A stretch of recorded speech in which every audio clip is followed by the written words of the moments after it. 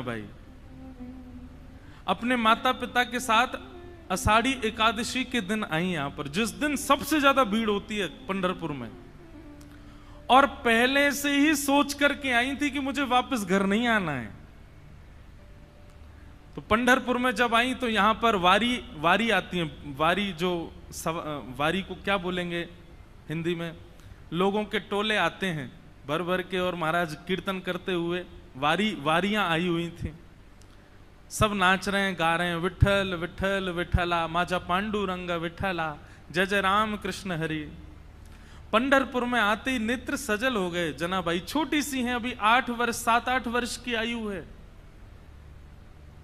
मैंने एक दिन कथा में एक बात कही थी, भक्ति दो लोगों के भीतर प्रकट होती है। या तो उसके जो पूर्व जन्म से करता आया था, कुछ शेष भाव रह गए थे, तो इस जन्म में जन्म से ही उसके अंदर भक्ति आ जाती है। 7-8-6 वर्ष की आयु में ही उसके अंदर भक्ति भाव फूटने लग जाते हैं। या तो उस व्यक्ति के अंदर भक्ति आती है जिसके अंदर पूर्व जन्म से भक्ति भाव हो, या फिर उसके अंदर भक्ति आती है जो घोर नास्तिक हो। दो ही लोग ही भक्ति भाव में प्रवृत्त होते हैं। जनाबाई आई और यहां भीड़ में अपने माता पिता की उंगली पकड़ करके घूम रही थी, और वारी में जब आगे पीछे लोगों के धक्का मुक्की हुई तो माता पिता का हाथ छूटा नहीं, छोड़ दिया जानबूझ करके। खो गई बड़ी भीड़ में। बालक तो खो करके रोते हैं। जनाबाई नाच रही थी कि हाँ अब अच्छा हुआ, अब मैं अकेली हूं, अब मैं यहीं खो जाऊंगी, माता पिता को मिलूंगी नहीं, और सदा के लिए अपने विठोबा के पास रहूंगी, अपने विठल के पास रहूंगी। माता पिता ने ढूंढने का प्रयास किया, लेकिन जनाबाई मिली नहीं। जनाबाई प्रसन्न हैं क्योंकि उनका परिवार तो श्री पंढरपुरी है ना। एकनाथ जी महाराज अपने एक भाव में कहते हैं, माझे माहेर पंढरी आहे भीवरे चातेरे। अब देखो, मराठी मुझे भी नहीं समझ आती और बहुत लोगों को भी नहीं समझ आती, पर हम जिनके यहां बैठ के खा रहे हैं, जिनका खा रहे हैं, उनको प्रणाम तो करेंगे ना। एकनाथ जी महाराज कहते हैं, मैं अर्थ बताता हुआ बोलूंगा। माझे माहिर पंढरी, माहिर मतलब मेरा तो मायका पंढरपुर है। आहे भीवरे चातरी, कौन सा पंढरपुर? बोले जो भीमा नदी के तट पर विराजमान है, वो पंढरपुर मेरा मायका है। और बाप आई आई, बाप आई आई, माझे विठ्ठले रखुमाई, माझे विठ्ठले रखुमाई, माझे विठ्ठले रखुमाई। मेरे पिता माता कौन है? बाप आई, बोले विठ्ठले रखुमाई। अच्छा, यहां पे उल्टा है। यहां पे पिताजी रुक्मणी जी हैं, मैया विठ्ठल भगवान है। पंढरपुर में उल्टा है। माउली कौन है? बोले माउली हमारी मैया कौन है? हमारा ध्यान रखने वाली, भूख लगने पे खिलाने वाली, नींद आने पे सुलाने वाली, हमारा ध्यान रखने कौन है मैया हमारी? बोले विठ्ठलनाथ, हमारी माउली है। वैसे अर्थ तो यही है कि पिताजी विठ्ठल भगवान, रुक्मणी मैया, लेकिन हम ब्रजवासी ना अपनी बात तो जोड़ेंगे। रुक्मणी जी पिताजी का रोल निभाती हैं यहां पर, मैया का रोल तो श्री पंडरीनाथ भगवान निभाते हैं। बाप आई आई, माझे विठ्ठले रखुमाई, माझे विठ्ठले रखुमाई, माहे माहेर पंढरी, माझे माहेर पंढरी, आहे भीवरे चातेरे। माझ बहिण चंद्रभागा, माझ बहिण चंद्रभागा। जो गाएगा उसकी बात सिद्ध होगी। अब मैं कह रहा हूं कि मेरे माता पिता विठल रखुमाई है, तो मेरी बात सिद्ध हो रही है। आप चुपचाप बैठ के सुन रहे हो तो आपकी बात सिद्ध नहीं होगी। गाओ मेरे पीछे। माझ बहन चंद्रभागा, माझ बहन चंद्रभागा, करत से पाप भंग, करत से पाप भंग, माझ बहन चंद्रभागा, माझ बहन चंद्र। हमारी बहन कौन है? माता पिता तो विठल रखुमाई हैं, और बहन हमारी कौन है? श्री चंद्रभागा, ये हमारी बहन है। इस बार पंढरपुर में संबंध बना जाओ, ताकि बार बार विठल भगवान बुलाते रहें। बिना संबंध बनाए चलेगा। सुनो एक बात हमारी, ये भक्ति भाव के संबंध दुनिया में बनाओ, पर ये पारिवारिक संबंध तो पंढरपुर में बना के जाओ। ठाकुर जी से कह देना, मैया हम जा रहे हैं, अपने अपने काम पे जा रहे हैं, पैसा कमाने जा रहे हैं, बढ़िया अपना व्यापार बड़ा करने जा रहे हैं। और जब पैसा बहुत कमा लेता है बेटा, तो माँ खुश होती है ना, हे पंडरीनाथ आप खुश हो जाना। और आप अपनी खुशी कैसे बताना? हमको पंढरपुर बुला के बता देना कि आप बहुत खुश हो।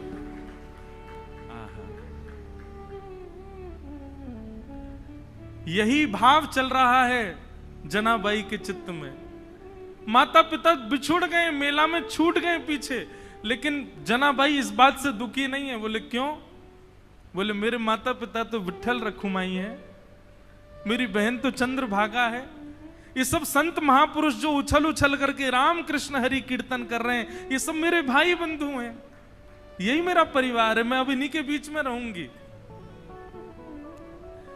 जनाबाई बताओ, बिछुड़ने पे प्रसन्न हो रही है, खो गई है मेले में, चंद्रभागा नदी के तट पर बैठी हैं। लेकिन एक दिन, 2 दिन, 3 दिन, 4 दिन बीत गए। बहुत भीड़ होने के कारण जनाबाई को ठाकुर जी का दर्शन नहीं हुआ। मंदिर में प्रवेश करती है, लेकिन सुबह से रात हो जाती है, खड़े खड़े मंदिर में जा ही नहीं पा रही जनाबाई। तब चंद्रभागा के तट पर जाकर के बैठी हैं, और जाकर के अपने हृदय पर हाथ रख के कह रही, अरे मेरे बिट्ठोवा, अरे मेरे बिट्ठू राय, कब मिलोगे? तुम्हारे लिए सब छोड़ करके आ गई मैं। मीराबाई का भाव है ना, भाई छोड़या बंधु छोड़या, छोड़या जग सोए, साधुअन संग बैठ बैठ, साधुअन संग बैठ बैठ, लोक लाज खोई रे, मेरे तो गिरधर गोपाल दूसरो न कोई, दूसरो न कोई। सब छोड़ दिया मैंने विठोबा आपके लिए, और आप हो भीतर बैठे हो बस ऐसे कमर पे हाथ धर के, मुझे दर्शन ही नहीं दे रहे हो।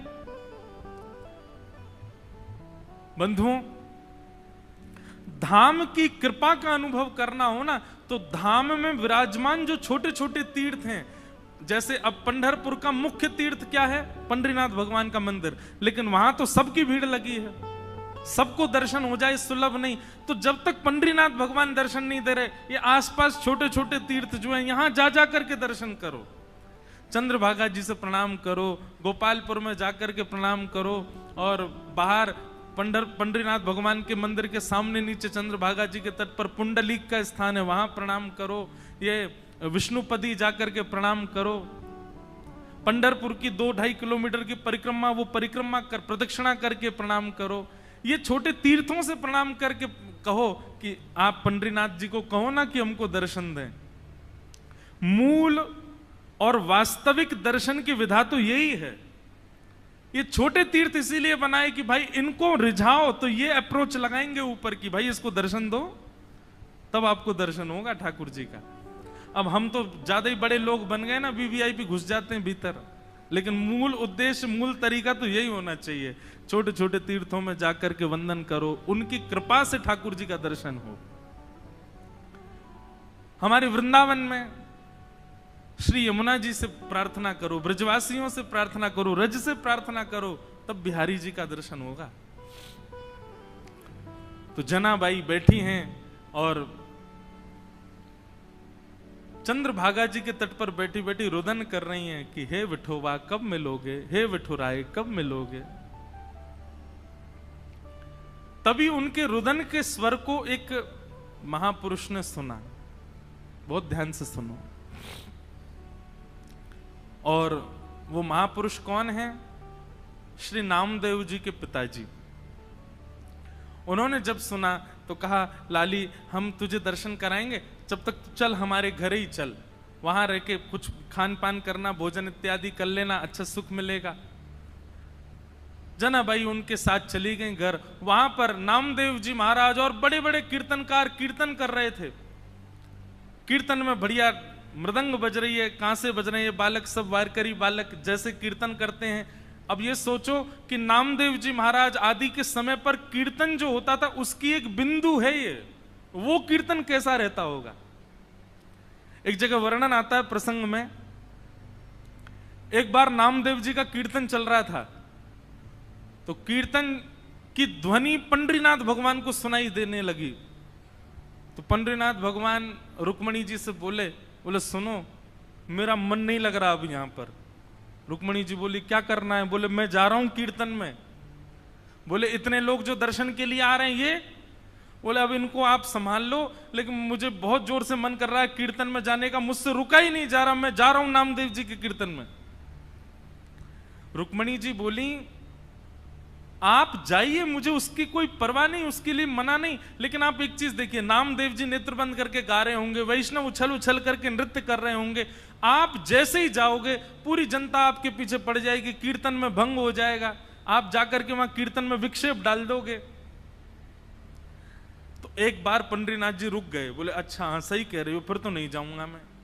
लेकिन जैसे ही नामदेव जी के ऊंचे ऊंचे स्वर सुनाई दें, विठल भगवान खड़े खड़े के मुझसे रुका ही नहीं जा रहा, अब जो होगा देख लूंगा, मैं कोने में खड़ा हो जाऊंगा, लेकिन मुझको जाने दो। रुक्मणी जी बोली जाओ। सोचो विचार करो, भक्तों के स्वर के लिए ठाकुर जी त्रिलोकीनाथ उतावले हो रहे हैं।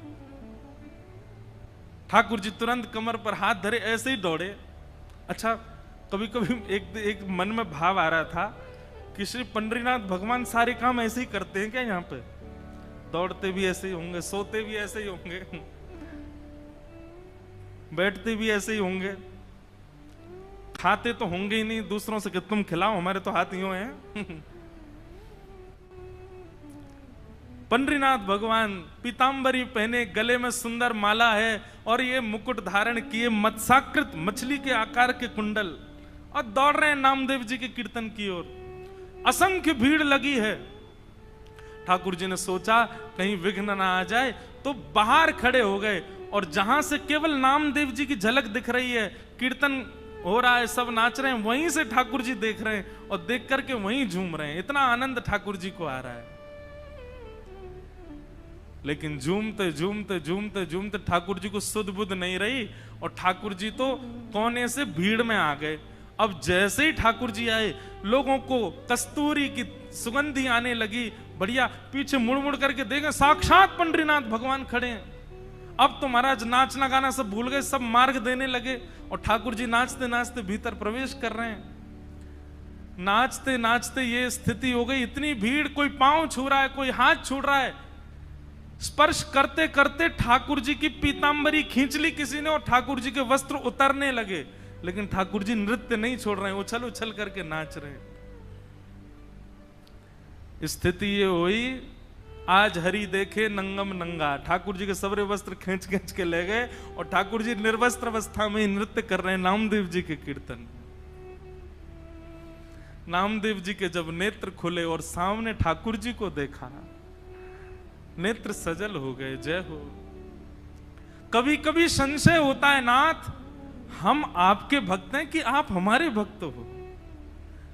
अरे इतना उतावलापन, इतनी उत्सुकता तो किसी भक्त में नहीं होती, वो अपने वस्त्र का भान तो रखता है, आप तो कीर्तन में वस्त्रों का भी भान नहीं रखते नाथ।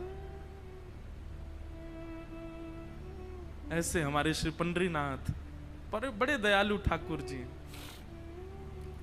तो जनाबाई जैसे ही पहुंची नामदेव जी के घर, वहां नामदेव जी कीर्तन कर रहे थे, वैष्णव नाच रहे हैं, मृदंग लेकर के करताल बजा रहे हैं। तभी जनाबाई को क्या दिखा कि श्वेत श्वेत वस्त्र, श्वेत श्वेत टोपी पहने सब वार करी, और इनके बीच में एक पीतांबरी पहने और गोल गोल गोल कोई घूम रहा है। जनाबाई 4 दिन से तो दर्शन हुए नहीं थे ठाकुर जी के। गौर से देखा तो महाराज, आहा,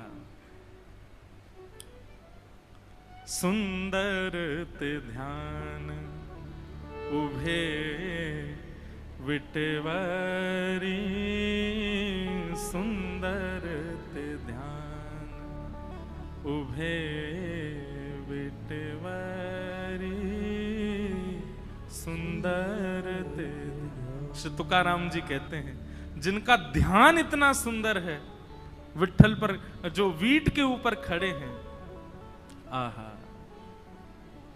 जैसे ही दर्शन किया जनाबाई के तो रोम रोम प्रफुल्लित हो गए, आनंदित हो गए। आहा, साक्षात पंडरीनाथ भगवान नृत्य करने नामदेव जी के कीर्तन में। जनाबाई तो वहीं बैठ गई।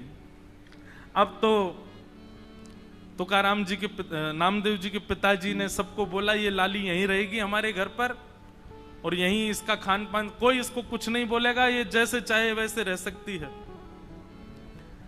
जनाबाई छोटी सी हैं, पूरे दिन केवल उनको एक ही प्रतीक्षा रहती थी, कब कीर्तन हो, कब विट्ठल आएंगे, मैं उनका दर्शन करूंगी। और किसी को दर्शन नहीं होते, जनाबाई को होते थे। नामदेव जी कीर्तन करते और जैसे ही विट्ठल आते, नामदेव जी जनाबाई उछलने लग जाती, विठोवा आ गए, विठोवा आ गए। सब जनाबाई को देखते, छोटी बालिका है ऐसा सोच करके अनसुना कर देते, लेकिन उनको तो प्रत्यक्ष दिखते थे ठाकुर जी।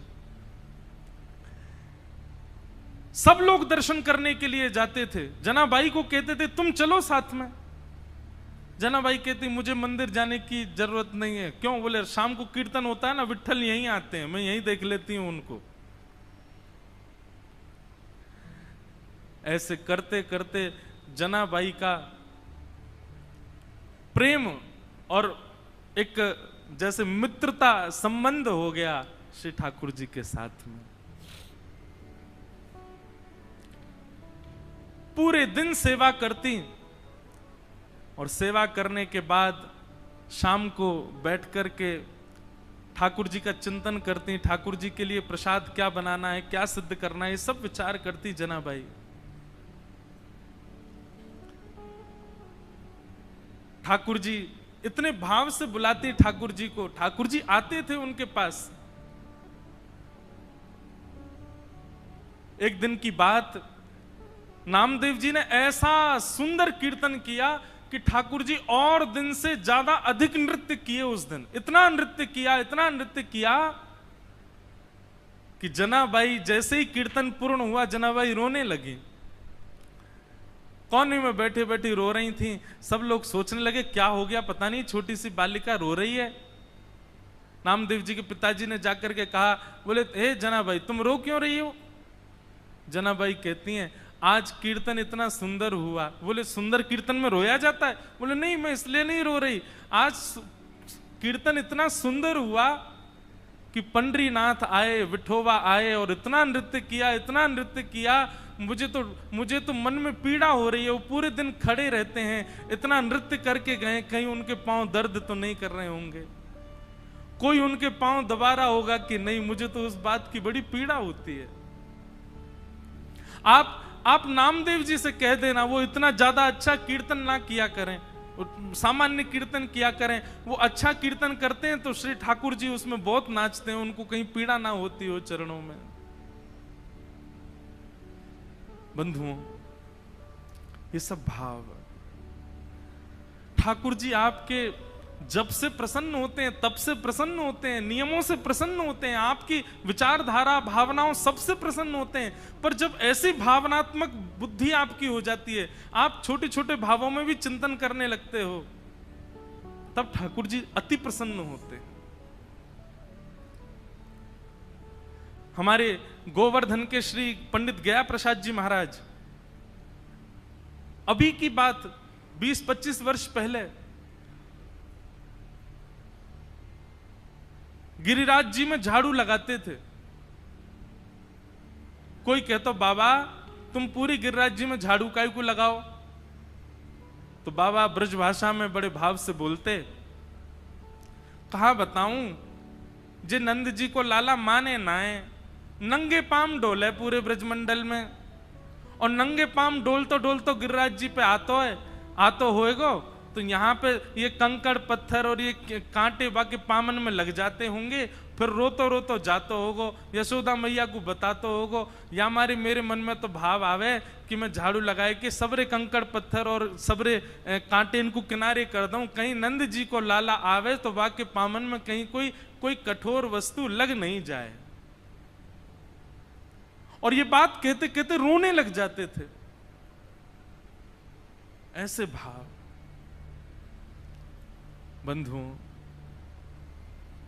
क्षमा करना, आपका नियम 1 घंटे से 4 घंटे में परिवर्तित हो गया, आपकी साधना 4 घंटे से 1 दिन में परिवर्तित हो गई, आपकी तीर्थ यात्रा हर साल की 4 बार की फिक्स हो गई, इससे ठाकुर जी प्रसन्न नहीं होते।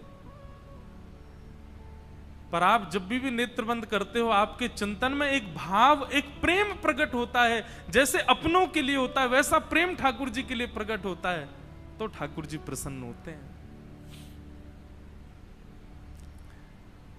जनाबाई मन में सोच रही है, मेरे पास बिठोवा होते, मेरे पास विठ्ठल होते, घी लेकर के आती, चरणों में मालिश करती, अपने हाथ से चरण दबा देती, मेरा बिठोवा बहुत कष्ट में आ गए होंगे आज तो। और यही बोलती जा रही है, यही बोलती जा रही है। अब सब तो वहां से उठ करके सोने चले गए, लेकिन वो यही चिंतन कर रही हैं, आज विठ्ठल के पांव में दर्द हो रहा है, आज मेरे पंडरीनाथ के चरणों में दर्द हो रहा होगा। ये भाव मन में सोच ही रही थी कि इतने में ही पीताम्बरी पहने, कटी पर हाथ धरे, सुंदर सांवल वर्ण ठाकुर जी का श्री पंडरीनाथ भगवान वहीं प्रकट हो गए, और प्रकट होकर के जनाबाई के सामने बैठ करके पांव आगे पसार दिए, बोले रो क्यों रही हो, तो फिर दबाओ हमारे चरण, आपको अगर लग रहा है कि हमारे पैरों में पीड़ा हो रही है तो दबाओ ना। आहा, जनाबाई, छोटी सी जनाबाई अपने हाथों से ठाकुर जी के चरण दबा रहे हैं।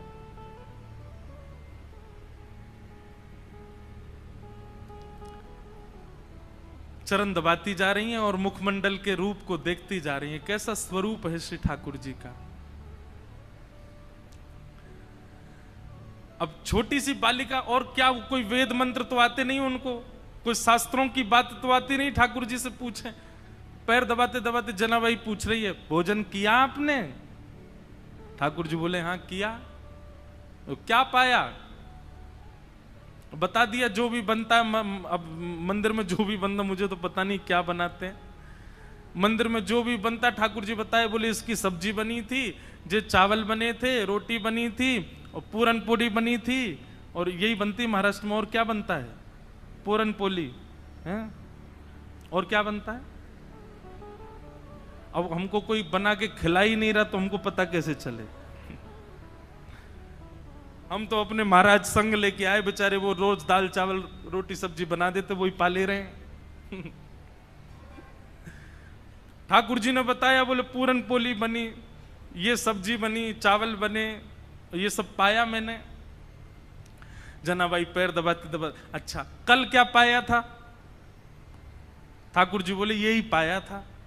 बोले जो आज पाया वही कल पाया? बोले हाँ यही पाया था। अच्छा तो परसों क्या पाया? ठाकुर जी बोले परसों भी यही पाया था। और 4 दिन पहले क्या पाया था? ठाकुर जी बोले यही बनता है, ये लोग मुझको यही देते हैं और कुछ नहीं देते, इनका फिक्स है, ये वही बनाते हैं वही खिलाते हैं मेरे को।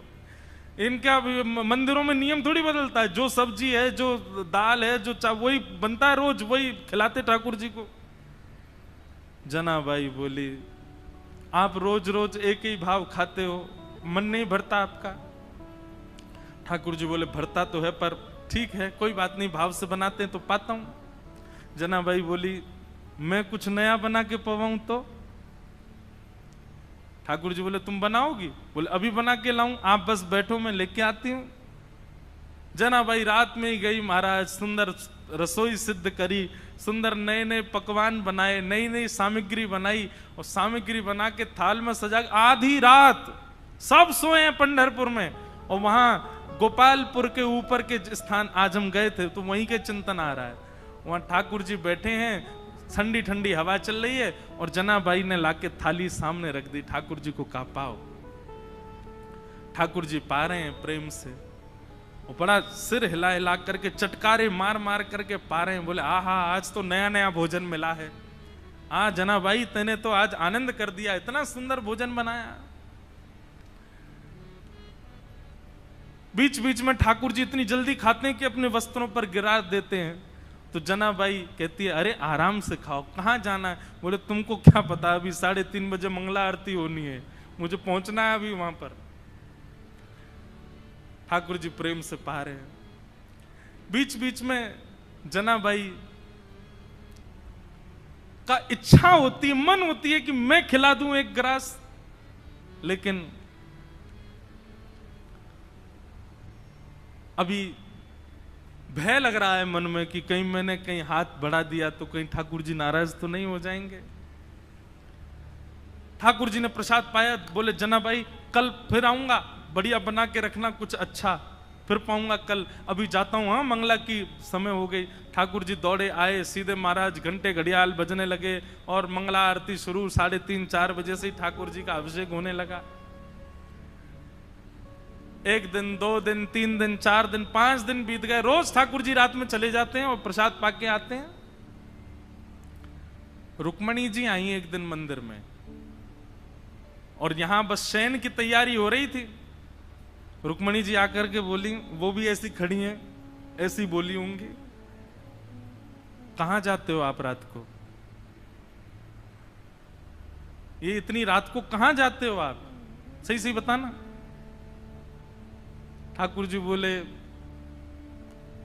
गोपालपुर जाता हूं, वहां पर एक मेरी भक्त है जनाबाई, ये मंदिर में तो रोज एक सा ही बना देते हैं, वहां पे बड़ा नया नया बनाती है, वो खाने में बहुत सुख मिलता है, वहां जाता हूं भोजन करने। रुक्मणी जी बोली अच्छा, इतना अच्छा भोजन बनता है कि रोज जाते हो? बोले हाँ, वो बड़े भाव से बनाती है। रुक्मणी जी बोली हमको भी ले चलो, हमको भी खिला लाओ। ठाकुर जी बोले लेके चलूंगा, लेकिन खिलाऊंगा नहीं, खाऊंगा तो अकेला मैं। वो छोटी सी है, छोटे छोटे उसके हाथ हैं, वो छोटे छोटे हाथ से थोड़ी सी दाल बनाती है, थोड़ी सी सब्जी बनाती है, एक ही पूरन पूली बना पाती है बेचारी। और तुम चलोगी, तुम्हारा भी पेट मेरा भी पेट, उसको बहुत श्रम हो जाएगा, उसको इतना नहीं बनवाना भोजन। चलो साथ में, लेकिन दूर खड़ी रहना, देखती रहना, और बीच में भी मत आना, वो सहजता उसकी खत्म हो जाएगी, वो तुमको देख के फिर बनावटी बात करेगी। रुक्मणी जी बोली ले चलो, कुछ खिलाना नहीं, नहीं आऊंगी बीच में, लेकिन ले तो चलो, मैं भी तो देखूं ऐसा क्या, ऐसा उसका क्या भाग्य कि पंडरीनाथ रात में जाते हैं। रुक्मणी जी गई हैं, दूर खड़ी देख रही हैं, जनाबाई थाल लेकर के आई है। ठाकुर जी प्रेम से पा रहे हैं। ठाकुर जी पाते, आज ही जनाबाई के मन में आया, बोले आज तो मैं अपने हाथ से खिला के मानूंगी, रोज तो ये मैं डर के मारे नहीं खिला पाती। ठाकुर जी जेम रहे थे बढ़िया प्रेम से, और चटकारे अपनी उंगलियां चाट चाट करके, बढ़िया आहा बहुत अच्छा बना है। दूर खड़ी रुक्मणी जी के नेत्र सजल हो रहे हैं, ये सौभाग्य तो मुझे भी नहीं मिला कभी, जैसा सौभाग्य जनाबाई को दे रहे हैं। बीच में जनाबाई के मन में भाव आया, आज तो मुझे खिलाना ही है। तभी एक सामग्री उठाकर जनाबाई कहती बिठोबा ये तो पाओ, और ऐसे खाने में तल्लीन थे ठाकुर जी। ठाकुर जी ने भी विचार नहीं किया, ठाकुर जी ने भी मुख खोल दिया, हाँ खिलाओ। और जनाबाई ने जैसे ही अपना मुख अपने हस्त कमल से सामग्री ठाकुर जी के मुख में दी है, जनाबाई का हाथ वहीं रुक गया, ठाकुर जी का मुख वहीं रुक गया, दोनों के नेत्र सजल। और दूर खड़ी रुक्मणी जी भी कह रहे हैं धन्य है जनाबाई, धन्य है, इनका सौभाग्य देखो, ठाकुर जी साक्षात इनके हाथों से पा रहे हैं।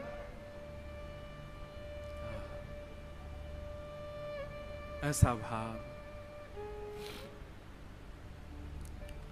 रुक्मणी जी नतमस्तक हो गई, मन में विचार करने लगी कि मैं भी जनाबाई से मित्रता कर लूं, इनके बहाने मुझे भी ये सुख मिल जाया करेगा। जो सुख लक्ष्मी जी को भी नहीं है वो जनाबाई को दे रहे हैं ठाकुर जी।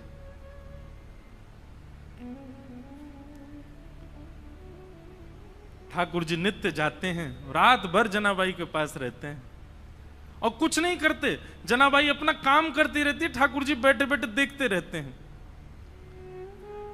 बंधुओं, भक्ति जब अपनी स्थिति में आएगी, जैसे मैंने आज प्रारंभ में कहा ना, एक माइलस्टोन, एक बात याद रखिएगा, आपका नाम जप, आपकी साधना, आपका कथा श्रवण, आपका नित्य भगवत स्मरण, उसमें एक बहुत विशेष माइलस्टोन जो आएगा वो ये कि एक दिन आप अपने भावों को शब्द में परिवर्तित करके गाने लग जाओगे। माफ कीजिएगा, क्षमा कीजिएगा, लेकिन अभी भक्ति में गायन प्रारंभ नहीं हुआ, भक्ति में लिखना प्रारंभ नहीं हुआ, भक्ति में शब्दों में पिरो करके उन भावों को पदावली के रूप में करने का प्रारंभ नहीं हुआ, तो अभी आप उस माइलस्टोन पर पहुंच नहीं पाए हो। बात समझ रहे हैं ना मेरी? आपके भक्ति भाव शब्द में परिवर्तित होने लग जाएं, आपका मन हो मैं लिखूं, मैं गाऊं, मैं सुनाऊं, तब समझो कि हां अब एक सीमा पर आप पहुंच गए हो, ठाकुर जी के समीप बस पहुंचने ही वाले हो। हम एक बात कथा में कहते हैं, जिसने भी पाया गा करके ही पाया, बिना गाए किसी ने नहीं पाया।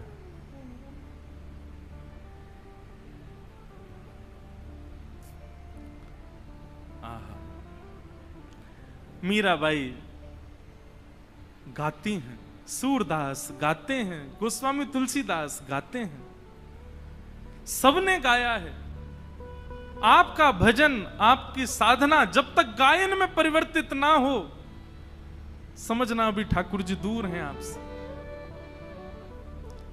प्रयास किया करो, उल्टा सीधा ही लिखा करो, लेकिन अपने भावों को पद में लिखने का। कल हम वृंदावन रसामृत पद गा रहे थे, कोई अपनी योग्यता नहीं बता रहा हूं मैं, क्षमा करना, मैं हूं भी नहीं इस लायक, पर पद गाते गाते अंतिम पंक्ति लिखी हमने ठाकुर जी के लिए,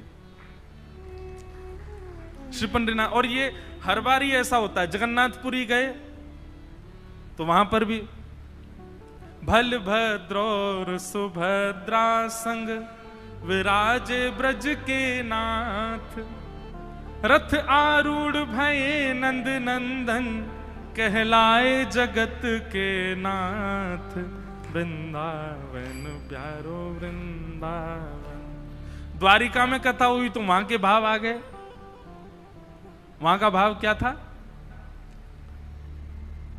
विप्रधेनु संतन के कारण, रण छोड़ो ब्रजनाथ। क्यों रण छोड़ करके गए ठाकुर जी? क्योंकि जरासंध जो था वो ब्राह्मणों की सेना लेकर के आ गया था, ब्राह्मणों को अनुष्ठान पर बैठा करके आया। ठाकुर जी ने मन में विचार किया, 17 बार तो हरा दिया इसको, लेकिन अब की बार हराया तो ब्राह्मणों का जो अनुष्ठान है वो निष्फल हो जाएगा, ये ब्राह्मणों का वध कर देगा। तो ब्राह्मणों की रक्षा के लिए विप्रधेनु संतन के कारण, रण छोड़ो ब्रजनाथ। गोमती तट द्वारवती पधारे, द्वारिका का शास्त्रीय नाम द्वारावती है। क्या है? गोमती तट द्वारवती पधारे, गोमती तट द्वारवती पधारे, कहलाए द्वारिका नाथ, वृंदावन प्यारो वृंदावन। अब कल पंढरपुर आए तो पंढरपुर आकर के नया भाव आया। क्या? पुंडलीक की सेवा भाव सो, रीझे रुक्मणी नाथ। पुंडलीक की सेवा भाव सो, रीझे रुक्मणी नाथ। निज कर दिए कमर पर ठाड़े, निज कर किए कमर पर ठाड़े, कहलाए विठल नाथ, वृंदावन प्यारो वृंदावन। ये बात हम क्यों कह रहे हैं? आपकी भक्ति जिस दिन शब्दों में परिवर्तित हो जाए, जिस दिन गायन में परिवर्तित होता है, जिस दिन भावों में परिवर्तित हो जाए, समझ जाना अब ठाकुर जी मिलने का मन बना चुके हैं आपसे। जनाबाई की यही स्थिति हो गई है। पूरे दिन तो नामदेव जी के घर में सब काम करती हैं, झाड़ू पोंछा बर्तन खान पान सबकी सेवा करती हैं, और रात्रि में चक्की पीसती हैं। और चक्की की जो घर घर घर आवाज आती है, उस घर घर घर आवाज को ही ताल बना करके जनाबाई पद गाती हैं। पद, अब मुझे जनाबाई का कोई पद याद नहीं, मैं पंढरपुर में इसीलिए पीछे रह जाता हूँ, मुझे यहाँ के भाषा का दिक्कत हो जाती है।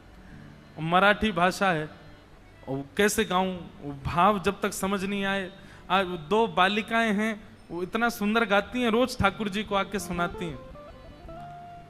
और मैं उनसे सुनता तो हूं, फिर मैं पूछता हूं इसका अर्थ क्या है, फिर अर्थ सोच करके सोचता हूं अब मैं गाऊंगा, लेकिन वो शब्द मुझे नहीं बैठ पाते बढ़िया से जुबान पे। तो जनाबाई पद गा रही थी आज, और महाराज ध्यान से सुनिएगा सब लोग, जनाबाई पद गा रही थी और इतने में ठाकुर जी आ गए। और ठाकुर जी आकर के मानो पीछे खंबे से टेक लगा करके और नेत्र बंद करके बड़े भाव से सुन रहे हैं जनाबाई के भाव। और केवल इतना ही नहीं, ठाकुर जी ने तुरंत कलम निकाली और पत्र निकाला, लिखने लगे जनाबाई के भावों को। बताओ, दुनिया गाती है, आप लिखते हो, जनाबाई गा रही है, ठाकुर जी लिख रहे हैं उसके पदों को। कितना सुंदर भाव। जनाबाई का भाव जैसे पूर्ण होवे, ठाकुर जी के और सुनाओ ना, अभी क्यों नहीं गा रही हो, और कुछ गाओ ना, इतना बढ़िया गा रही हो। जनाबाई बोली, 2 काम एक साथ कर रही हूं मैं, ये चक्की भी चला रही हूं, गा भी रही हूं, कैसे होगा इतना, मैं बालिका ही हूं, छोटी हूं अभी। तो ठाकुर जी बोले, तुम गाओ, हम चक्की चलाते हैं, तुम गाओ। और जनाबाई का हाथ में हाथ, ऊपर से जनाबाई ने पकड़ा, नीचे ठाकुर जी पकड़ करके चक्की चलाते हैं, और जनाबाई गाती है, ठाकुर जी उनके मुखमंडल को ही देख रहे हैं। आहा। एक बात कहूं बंधुओं, भक्ति का मतलब क्या है? प्रारंभ हो तो आप ठाकुर जी के पीछे पड़े रहो, लेकिन स्थिति ऐसी आवे एक दिन कि ठाकुर जी आपके पीछे पड़े रहे। ये समझो भक्ति है। आप ही उनके पीछे पड़े हो और वो उनको कोई फर्क नहीं पड़ रहा है, तो फिर ये भक्ति नहीं है, ये समझो एक तरफा प्रेम है आपका। स्थिति ऐसी हो जाए महाराज कि ठाकुर जी आपके बगैर नहीं रह पाए, ठाकुर जी को आपके बिना राजी नहीं हो, ठाकुर जी को आपके बिना व्याकुलता हो जाए, ठाकुर जी को जब तक आपकी थाली, अब कितने भी भक्तों को देखो, वहां कर्मा बाई बिना नहाए धोए खिचड़ी बनाती है, ठाकुर जी दौड़ करके आते हैं उनकी खिचड़ी पाने। भक्ति का मूल रूप यही है कि आप ठाकुर जी का भजन करो, लेकिन एक स्थिति ऐसी आवे कि मेरा सुमिरन हरि करे, मेरी स्मृति ठाकुर जी कर रहे हैं, मेरे स्मरण में ठाकुर जी हैं।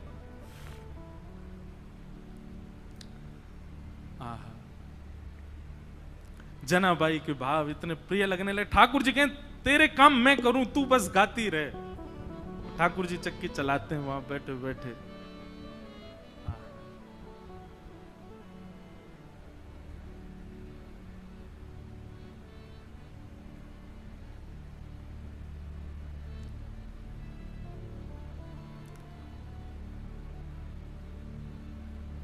एक दिन जनाबाई बोली, ठाकुर जी आप चक्की चलाते हो, पर आप इतने आभूषण पहन के रखते हो कि कोई आभूषण आपके कभी टूट जाए, कोई आभूषण आपकी चक्की से टकराते रहते, इतनी आवाज होती है, मुझे तो भय लगता है कोई रात में आ ना जाए।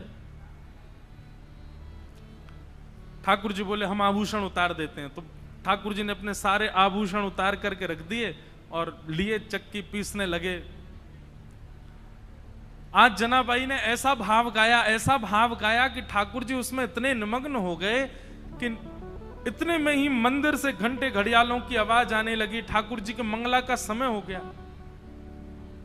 ठाकुर जी तो व्याकुल हो गए बोले अभी भागना पड़ेगा, दौड़ना पड़ेगा, मंदिर में नहीं मिला तो महाराज बड़ा दिक्कत हो जाएगी, सब जगह ढूंढेंगे और मैं कहीं आता हुआ दिखा तो सब समझ जाएंगे मैं चलता फिरता बोलता हूं, पूरी दुनिया पकड़ लेगी मुझे, कैसे जाऊं। तो जनाबाई की एक काली सौल थी, ठाकुर जी भी श्याम वर्ण के, काली सौल और ओढ़ ली ठाकुर जी ने ऊपर से, और सीधे ठाकुर जी अपने छोटे छोटे पांव से दौड़ रहे गोपालपुर से मंदिर की ओर। मंगला का समय हो गया है, कपाट खोले उससे पहले भीतर पहुंच जाऊं। यहां रुक्मणी जी ने पीछे का दरवाजा खोल के रखा, कह जल्दी आओ भीतर, सब पहुंच गए वैष्णव जन। ठाकुर जी बेचारे मुकुट उकुट संभाले, अपना भीतर पहुंचे, भीतर जा खड़े हो गए, इतने में कपाट खुले। कपाट खुले, दो गलती हो गई ठाकुर जी से। क्या? अपने आभूषण भूल आए जनाबाई के यहां, और जनाबाई की सौल पहन के खड़े हो गए वहां पे। जैसे ही कपाट खुले, पुजारी बोले हैं ये आभूषण कहां गए, और ये पुरानी सी काली सी सौल किसकी ओढ़ रखी है। अब तो पहले कपाट खुलते हैं तो आदमी और नेत्र गाड़ करके देखते हैं ठाकुर जी को। सुबह सुबह सबके अपलक नेत्रों से सब ठाकुर जी को देख रहे हैं, और ठाकुर जी के मुख पर संकोच दिखाई दे रहा है। बोले आज तो पकड़े गए हम। इतने में ही पीछे खड़े नामदेव जी की दृष्टि पड़ी, और नामदेव जी बोले ये सौल तो कहीं देखी देखी लग रही है। और नामदेव जी के घर में ही रहती जनाबाई, उनके यहां काम कर रही हैं बेचारी, सब झाड़ू पोंछा बर्तन सब करती जनाबाई। नामदेव जी के मुख से निकल गया, ये तो जनाबाई की सौल है। आहा, ठाकुर जी लीला करके आए हैं जनाबाई के पास। अब ये बात जैसी उन्होंने कई आसपास के लोगों में ये बात सुन ली, उनके भी मन में आ गया कि ठाकुर जी जनाबाई पे कृपा करके आए। पर इतने में ही भीतर से मंदिर से आवाज आने लगी, पुजारी कहने लगे ठाकुर जी के आभूषण चोरी हो गए, किसी ने ठाकुर जी के आभूषण चुरा लिए हैं, ठाकुर जी के आभूषण नहीं मिल रहे हैं। देखो मानव कितना विचित्र है। ये उन मानवों की निंदा नहीं, हम आप सब भी होते तो हम भी यही कहते। नामदेव जी के मुख से निकला कि ये तो जनाबाई की सौल है, तो जिन लोगों ने सुना उन्हीं लोगों ने कह दिया, बोले जनाबाई की सौल है, इसका मतलब जनाबाई ही आई थी और आभूषण चुरा करके भाग गई, सौल भूल गई यहीं पर। जनाबाई ने ठाकुर जी के आभूषण चुरा लिए। सब लोग हाथ में आयुध लिए, हल्ला मचाते हुए, चिल्लाते हुए सब गोपालपुर की ओर गए। सुबह सुबह का समय, ऊपर पहुंचे, जैसे ही वहां जाकर के देखा,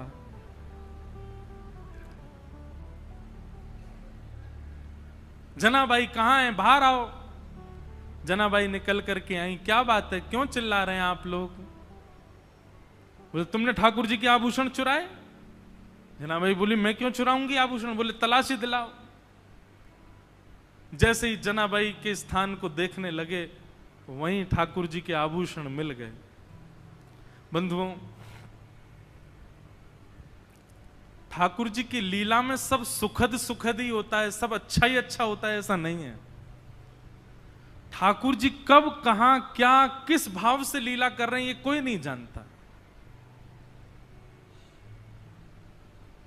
और ठाकुर जी को जब अति विशेष लीला करनी होती है ना, तो ऐसा ही कोई कष्ट हमारे लिए कष्ट है, पर जिसके साथ होता उसके लिए वो कष्ट नहीं है,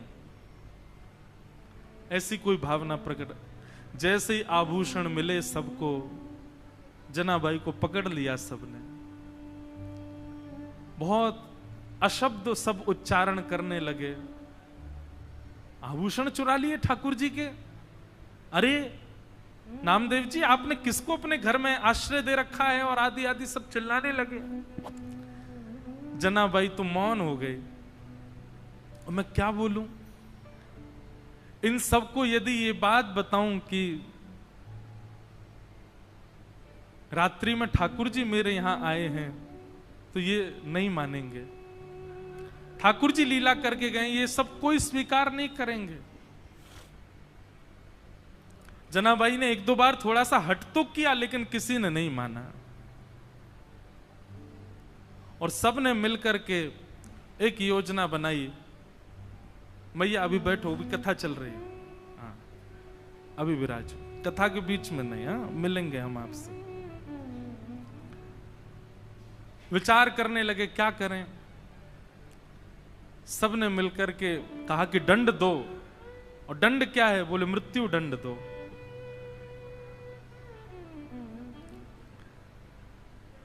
नामदेव जी मनी मन समझ गए कि ठाकुर जी अब जनाबाई को अपने अंतरंग लीला में प्रवेश देना चाह रहे हैं, इसीलिए लीला चल रही है। समाज के लोग उनके भाव को नहीं समझ पा रहे थे। ये संसार का एक नियम है कि जब मूल व्यक्ति हमारे सन्मुख होता है तब हम उसके भाव को नहीं समझ पाते। आज उन्हीं जनाबाई को पूरा विश्व पूज रहा है। पंढरपुर आने वाला हर वैष्णव प्रणाम कर रहा है। एक सूली लगा दी गई, जनाबाई को खड़ा कर दिया उसमें, परंतु श्री पंडरीनाथ भगवान ऐसा होने तो नहीं देते। देखते ही देखते जो सूली बनाई गई थी वो जल के आकृति में परिवर्तित हो गई और श्री जनाबाई ठाकुर जी में ही विलीन हो गए। ठाकुर जी में ही उनका समावेश हो गया।